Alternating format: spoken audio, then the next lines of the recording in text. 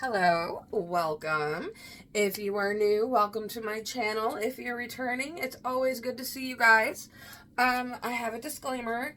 I am not a professional by any means of mental health. I am just a veteran of the mental health industrial complex, a 20-year veteran, and I have stories. I don't think I have any trigger warnings for this video. We're going to be talking about borderline personality disorder, and I'm challenging my past diagnosis. That was a misdiagnosis. So, and we're going to be touching on identity. Because apparently, if you're labeled with a borderline personality disorder, they do not believe you have an identity. Or they believe that you don't believe you have an identity or something. However, that's very untrue. My opinion is that they just did not understand me, and they kind of projected that misunderstanding onto me not knowing myself. It's happened more than once. Everybody has always called me different, and it's like they were trying to fit me in a box. So I guess we'll start there. I identify myself as a stoner, awake and bake kind of girl. So come along for the ride. Okay. FacingHistory.org claims that identity is our sense of who we are as individuals and as members of social groups. Note the word social groups. We'll get into that. Okay. All right. Examples of unstable identity. And these are all things they accused me of too. And some of it is true, but I think it's misconstrued. Now, let's listen here.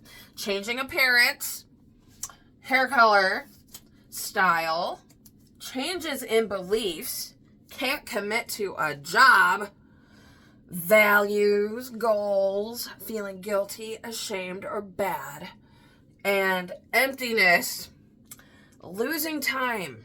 Okay. Y'all, buckle down. All right, changing appearance. Yeah, I definitely have changed my appearance in many ways, many times over the years. That's just, and right now I'm plain. This is what I really look like. So, I know that at this time of the borderline personality disorder diagnosis, I was dressing very urban, kind of, maybe a little rough around the edges, until a friend of mine pointed it out, and I started kind of wearing the, discount Walmart clothes. I mean, they're comfortable. Walmart sells very comfortable clothes, and that's where I get 99% of my clothes. And I've been, pretty much since that time, I've been pretty consistent in that. Hair color. Okay, family history lesson here. During the Great Depression, my great-granddaddy owned a series of barbershops and hair salons, and because of that, because people still needed haircuts, that part of my family did not suffer the financial consequences of the Great Depression. And it was very common practice for women in my family to frequently change their hairstyles. I think that was pretty common for everybody, in the 90s. Good God, my husband had a mohawk, a really big mohawk. So, at this time, I think I had my hair bleached blonde. And then, as family tradition, I started going to the salon once a week and getting it shampooed and styled, and I was just playing around having fun. I didn't know it was a sign of a personality disorder. that's like, I didn't know it was because I didn't know who I was. Um, okay, so changes in beliefs. Might I remind you, I bashed Donald Trump that entire campaign, and then I voted for him. But I mean, I voted for him because I am a conservative person at heart. And, so with that, I kind of identify with the right a little bit more. And, Kamala's campaign just was awful. And she didn't win me over. So I voted for Trump again. And I think he's going to do a good job. I think it's going to be okay, guys. Okay. So, really, the fact that I supported, Kamala, those little girls said it's Kamala. That would have been a shift in beliefs. But I didn't like what I found when I got there, and I went back. I think sometimes you need to dip your toes into the opposition, just to see how they think, and that helps you figure out your values. And maybe they like took that as a sign of me not knowing my identity, because I've always been, and this can apply to this too. Dr. Daniel Fox on YouTube talked about, like, in school, the kids who don't associate with just one group. And I was that kid. And it's not like I took on their forms or anything. I was just friends with everybody. I was friends with the stoners, the smart kids, the sporty kids. They flat out told me I was bad in sports, and I wasn't offended because it was true. And they were still nice to me, guys. Yeah. I don't know what to say about that. It's just like a shitty thing that the mental health system is doing to attack people's personality traits. The things that make them unique. Okay, so can't commit to a job. Now my job right now, the job that I had during this diagnosis, I had for 7 years.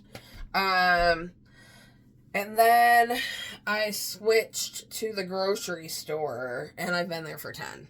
I only left briefly once to work at Wendy's. And I was like, wow.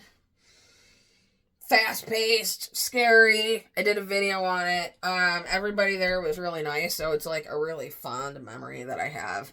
But I went back to my old job, so, I think bipolar people are kind of accused of, not committing to jobs. I actually recently, within the past year, have cut down to part-time due to my bipolar symptoms. I'm in a place where I can do that. So I don't know. That wasn't me. Values and goals. They say they change what they want their profession to be, and that very well may be because they don't want a career. I never wanted a career, and if it was like 1910, because this was 2010 when all this happened, if it was 1910, I would not have been expected to go to college and get a job. That is an expectation that society has put on me. And they talk about borderline personality disorder, people, having very reactive attitudes towards, societal norms that are placed on them if they don't, like identify with that. So, yeah, I call bullshit, y'all.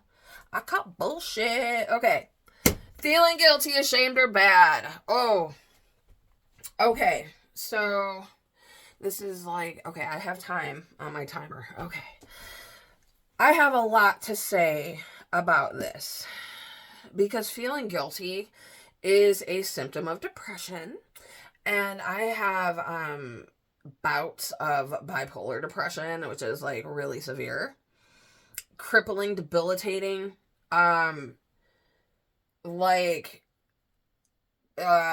yeah, really scary. But I think the shame too can come from like abuse and like that you haven't worked through, and some of these programs are shame based. Now, one of the things I liked about the SAM program was that it was not shame based. I liked that it was medical. And you know what? I was sober for 7 years. However, there's this like encouragement to go to AA, which is shame based. So if you go into a program that focuses a lot on Alcoholics Anonymous, then that program might be shame based. I've been through that too. In an IOP program. Okay, and people with BPD sometimes hear a voice telling them that they're bad. Yes, I can relate to that. It's turned out I have bipolar 1 disorder, and it's like psychosis, and it's a medical emergency. If you hear a voice telling you that you're bad, you need to call your psychiatric nurse practitioner immediately, or your psychiatrist, or your doctor, or 911. You need to call somebody. That's not normal. And I even like I think this was like a couple of years ago when I went to the hospital. Like for months, I heard this voice telling me I was bad, and I was very secretive about it. I didn't want anybody to know because I thought they were going to think I was bad. And it was debilitating. Medical emergency, guys. That's like hospital shit. And they want you in this DBT program. Basically what this diagnosis is, in my interpretation, is they're taking a psychotic symptom and they're saying your personality is mimicking the disordered part of your personality is that you're mimicking a voice telling you that you're bad. No, that's crazy. Why is nobody challenging that? It's wrong. Just as a patient, as a human being, I'm telling you that's not okay. Like, okay. Now we're going to talk about emptiness. Okay, so this is really interesting. I'm like looking for my freaking blush and I can't find it. Sorry, I'm like so squirrely. I was gonna try an experiment. You know what? I'm gonna put this on pause. Okay, I'm back. I am so sorry, guys. I'm apparently worked up a little bit this morning. I'm gonna like try an experiment and put this like blush on my face. Okay, so y'all, let's talk about this emptiness stuff. Recently in March, I had emptiness. It was really terrifying. I was like feeling the physical realm of hell. I could see it. It was cloudy and it was dark. It was suspicious. There was no love. I can't even describe it. Okay, that's a psychotic symptom. Okay, guys, that's a medical emergency once again, but they're taking it as like a symptom of your personality disorder when really if you're feeling that empty like that, it's dangerous. Because you need medicine. You literally just need medicine in like a week in the hospital to freaking come down from this crap in a safe place. And then you can kind of like work through things. I feel like they were actively keeping me out of the hospital at this time because I was on government funding. And it's all because Marshall Linehan had this program designed to keep you out of the hospital and saying that your psychotic disorder is part of your personality. It's not, guys. In a lot of ways, I don't know. I think psychosis is like we're seeing something. We're all seeing something very similar. When I talk to people that go through it, a lot of the same things that I see, they're seeing. And I'm not saying you can be functional in life like that. And that's where the mental health system comes in, and you can go this way or you can go that way. And if you're young and ignorant and you haven't learned to advocate for yourself, you might go down this road and you're going to suffer for months. And if you disagree with their ideology, they'll call you resistant and combative. And getting that bipolar 1 with psychotic features diagnosis literally gave me my life. I was able, because it's so freaking treatable. It's like, I know I'm like constantly like battling symptoms, but really my life is pretty good, man. I'm getting by. You know, so y'all just need to calm down. If you're in the medical community, okay, real quick, I got just a couple of minutes. All right, who am I? My name is Katie. I'm a Christian. I'm a baker. Oh, I'm a grocery store baker. And I love animals. I love to research. I like to learn new things. I like to see new perspectives.